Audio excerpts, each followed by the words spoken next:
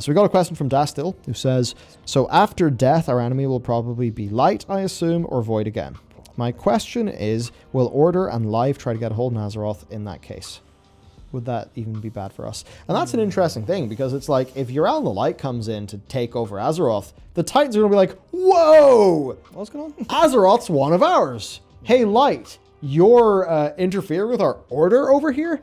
And then you would have a clear conflict of interest. I mean, certainly, if Void is going to fully get Azeroth, you can imagine the Titan aligned forces trying to get to us. And if the Light as well. I mean, you could actually start off an expansion, if it's called World of Warcraft Shadow and Light. The start of the expansion could actually be, all of the old gods reawaken or come back, or a new old god, like, literally crashes into the planet like a meteor. Which would be awesome. I never thought of that possibility cool. of more of them coming. Yeah, more could come. So they could do that, right? You have some sort of big new herald of the Void Lords who comes in, rallies the other old gods. And then you could make it so that the Light comes in. That's when the Light, that's when Zera actually compels Yrel to invade. Yeah, maybe they pull the trigger early. Yeah, in the first 1 or 2 patches, launch in patch 1, we're fighting with the Light. But then afterwards, the Light's like,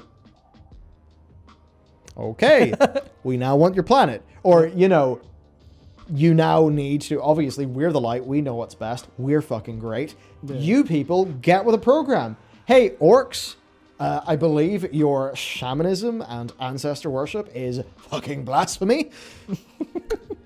Which, is literally what Yrel did in Draenor. Yep.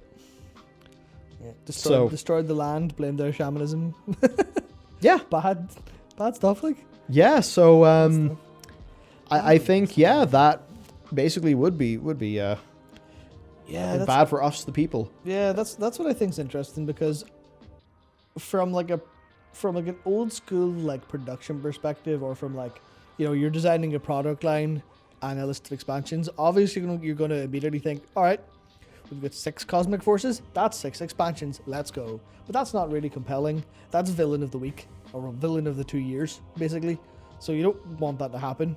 And all of these forces do have, Dreadlords have agents in half of them. Yeah. They're all aware of each other. They all know what's going on, basically. So I think that an expansion that has basically just a free for all would actually be kind of cool, and it would have us.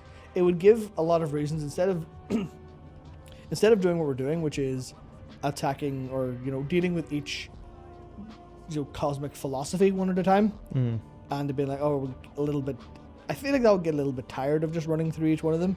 Yeah. But if we're stuck between the middle of 2 warring philosophies, we're like, we're just trying to have a planet here. Could you fuck off?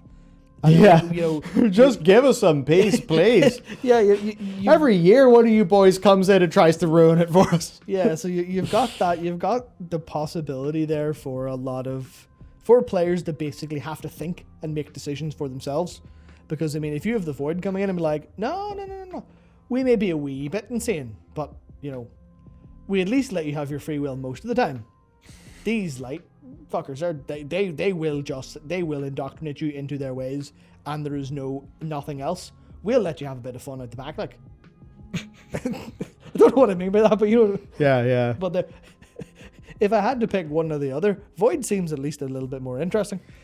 Yeah. I think probably a worse quality of life with a lot more horribleness and torture than the Light if you just get with its program. Yeah. But yeah, so I think there'll be some sort of cosmic scuffle over Azeroth, because Azeroth is clearly the most powerful entity in the universe. Yeah. So, yeah. We've got from Enter Judas 1.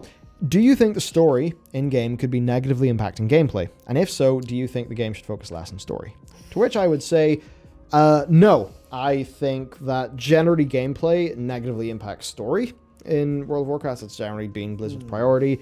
But I think that none of this stuff should ever be a problem, because if you cannot fit the story into your gameplay or the gameplay into your story, ultimately those are both things that serve the overall player experience. Therefore, the gameplay and the story need to be in harmony. Yeah. And I think when those things are in harmony, World of Warcraft works really well.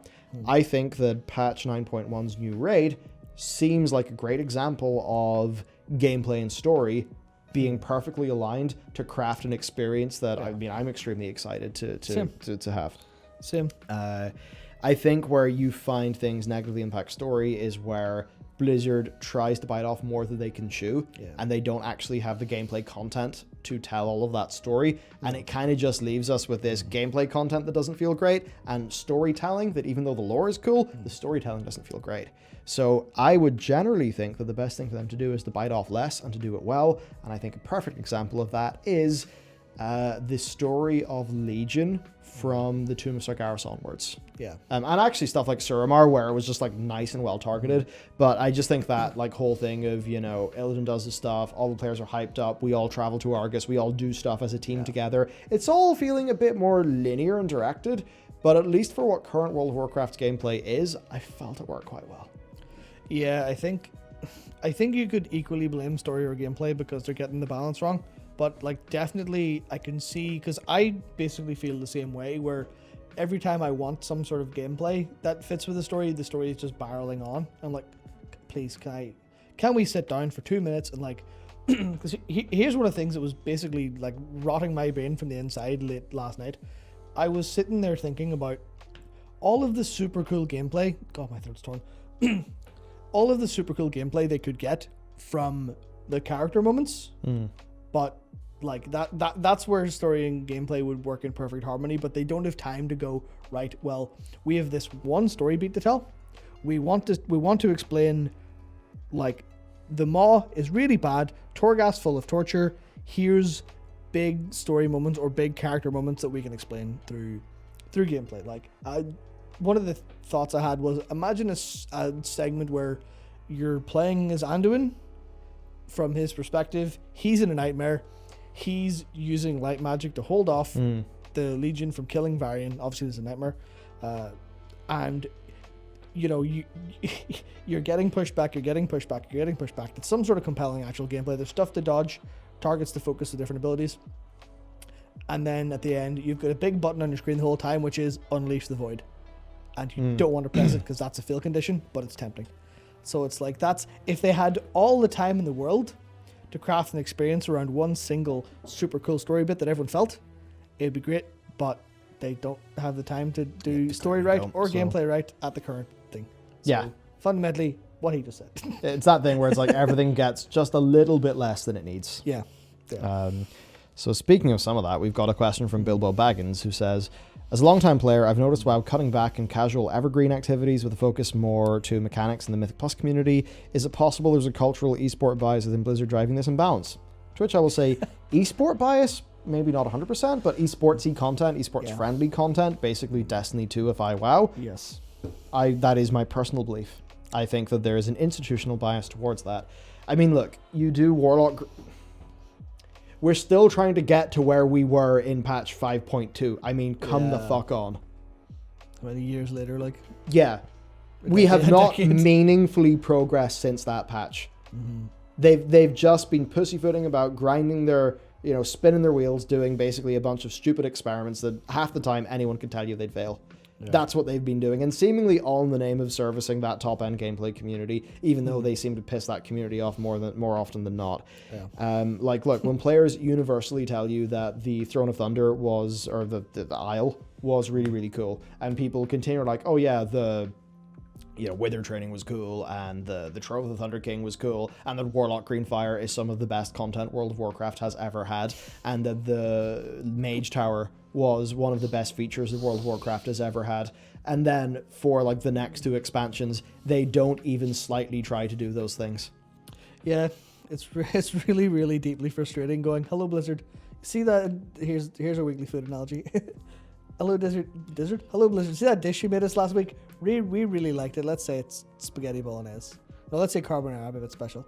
Okay, so thanks for the carbonara, Blizzard. It was really, really delightful. Can we have that again? Like, oh, we've concocted this new carbonara dish. It is different from what you liked. It is some of the same stuff, but it is different. We're like, or in this analogy, are we Italians? If you verge away from get the Italians coming after you. No, I wasn't thinking that. We're more less attached to cultural recipes, more engaged in the experience. Yeah. Like that's not what we asked for. Yeah, honestly. Why did you change it? I think they developed the game very much thinking that they know best and that they have these great, the great ideas. But ultimately, like, you're developing a game to entertain and service players. And when the players are telling you that Warlock Green Fire was really, really, really, really, really good, and they tell you that they want the Mage Tower, and like the Mage Tower came out in like the start of 2017, so it was developed in probably 2016. It's 2021. We've got no whiff of a Mage Tower or something. We've got Torghast. That's different. That's not the Mage Tower. Yeah, but it's, No, people want like class-based super hard stuff, and they've just not. They clearly have no interest in doing that, and it's like if they say, we'd love to do that in the future, it's like, yeah, you might say that, but if you are not willing to reprioritize your resources towards actually making that, then you don't really care. You don't really care enough to actually make the call between, whatever it is, and doing that thing that the players keep on telling you want. So yeah, and I think a lot of this is because it's actually hard to do that content. It requires a bunch of time and creativity. Why do that when you could make a set of 8 dungeons, do a set of affixes, and then make it so that can be endlessly replayed? It's easier that way. Yeah, and this is the thing that irks me the most. It reminds me of the "you think you do but you don't" kind of sentiment, which obviously that specifically was proven horrendously wrong. But like for the Mage Tower, for example. If like Ian or John Haidt or Jalen Brack came out, well, I don't know why Brack would, but if John Haidt or Ian came out and said, right, would you shut up about the Mage Tower? We have good reason to not make it, and then they've got like basically 2 options. One is either here's the numbers, none of you played it, you just thought you liked it, you said you liked it, you liked the idea of it, but not it. Or option 2 is we can't, it's hard, we can't, sorry. If they went with either of those, it would at least be a reason to go, oh, okay, sorry. You've actually, I mean, it's a bit of an excuse, but you've got a reason. Sorry, maybe we'll back off. But instead they're like, nah, we'll get to it. Just give us the truth. It's like then we'll move on. Like the Mage Tower, I mean, it's way for you. It's probably way more for you than me, because like I did it in the Monk, which is my main at the time, and I was in one of those positions at that stage in Legion where like the guild had fallen apart, and it was just really, it was one of those times where I wasn't actually struggling with WoW because of WoW. I was struggling with WoW because of me, which eternally pisses me off, but how it is. But even something like the Green Fire, it's like, come on. I mean, like, they could totally make the Covenant campaigns be Green Fire-esque. Like, not enough that it's so class-specific. Yeah. But they can make the Covenant campaigns hard enough so that when I'm there, I'm actually really trying to play the game in the same way that I'm clued in when I'm trying to raid or something like that. Yeah. But they just... It's like they just got no interest in doing that stuff, which is odd to me because it seems like other games actually do that stuff, and people seem to like it in those other games. But I don't know why the WoW team doesn't listen. If you're concerned about difficulty, well, the Warcraft developers just bite the bullet, do what FF14 does with its single-player duties. When you fail, here's an easy mode for you. You can just cut health and damage values by half. There, done. Just give players an out if they want it, but don't use that as an excuse internally or externally to deny players who want to engage with your gameplay in ways different to M+ to actually do it. Yeah.